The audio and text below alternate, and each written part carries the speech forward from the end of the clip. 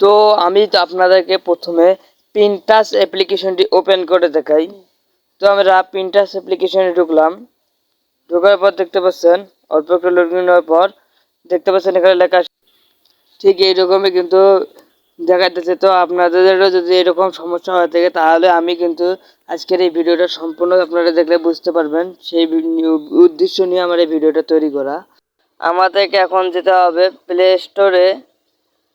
তো আমরা এখন প্লে স্টোরটি ওপেন করে নিচ্ছি। ওকে, প্লে স্টোরটি আমরা ওপেন করে নিলাম। সবার নিচে দেখতে পাচ্ছেন সার্চ আইকন, আপনি সার্চ আইকনে একটা ক্লিক করে দেবেন।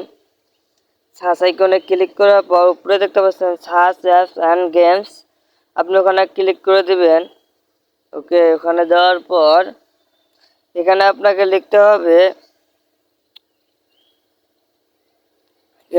লিখতে হবে ওয়ান ওয়ান ওয়ান ভিপিএন।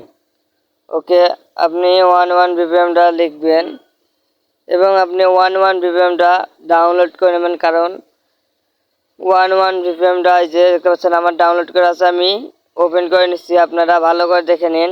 ওকে, ডাউনলোড করে নেবেন। ওকে, আমি ওপেন করলাম।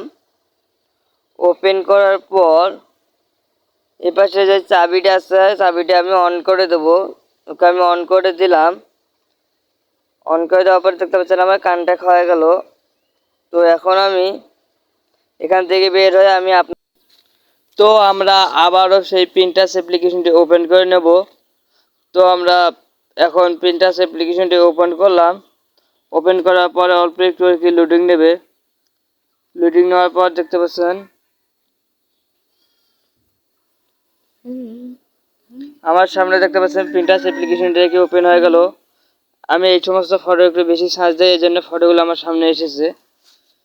তো দেখতে পাচ্ছেন নিচে টানলেও আপনারা দেখতে পাচ্ছেন অনেক অনেক অনেক ফটো দেখা দিচ্ছে আছে পিন্টারেস্ট অ্যাপ্লিকেশনে।